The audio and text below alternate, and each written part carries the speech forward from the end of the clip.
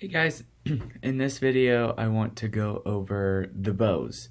I have three bows with me. I have a violin slash viola bow, a cello bow, and a double bass French bow. Briefly in this video I'm going to talk about how to hold each of these bows. They're all very similar. I'm going to start with the violin bow here. When we play we always make sure we tighten our bow. And we want to tighten it to about where you could put a pinky through about.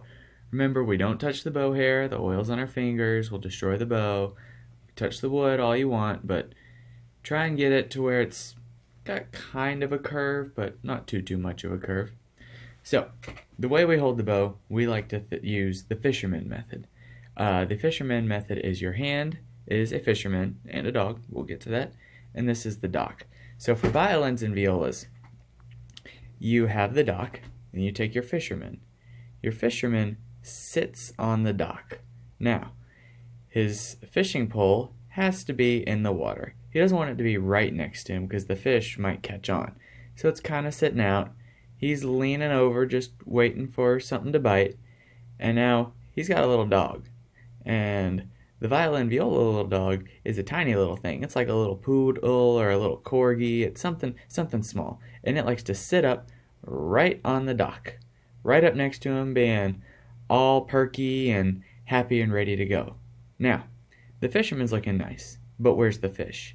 Well, your thumb is the fish, and your thumb sits right there. It's kind of hard to see, but it sits right on that little curve. Not in the hole, not on the stick, sits right there.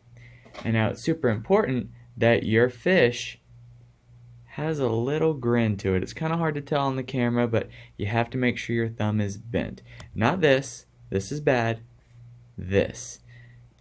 You can keep practicing the bow hold on your own, maybe with a pencil or when you brush your teeth. I know I can admit I've been a string player long enough to where I sometimes do that when I brush my teeth, but that's how you do a violin viola bow hold. Got your fisherman, got the doggy on the dock, and you got your fish. Now, for cellos and basses, it's a little bit different. We go to the cello bow. The cello bow is a little bit bigger. It's a little bit heavier, not quite as long. So, very similar setup. You have the dock, you have your fisherman. Fisherman sits on the dock, he's got his fishing pole, except his doggy is a little bit bigger of a dog. It's like a golden retriever, it's like a lab Dalmatian. It's not tiny, sitting on the dock like, oh, look at me. It's hanging its legs over the water, it's relaxed, it's a southern country dog, it's relaxed, it's looking at the fish too. So you got them, and your fish, it's doing the same. It's in the back looking up, it's smirking, you ain't ever gonna catch me. But that is the cello bow. It's over, not on top. That's the big difference between cello bass and violin viola. Now, the bass bow is a little bit different. Here's a violin bow versus a bass bow. You can tell the bass bow is a little bit bigger. So for basses, there's a lot of controversy about how we hold our bows. But generally, the rule is the same as the cello bow.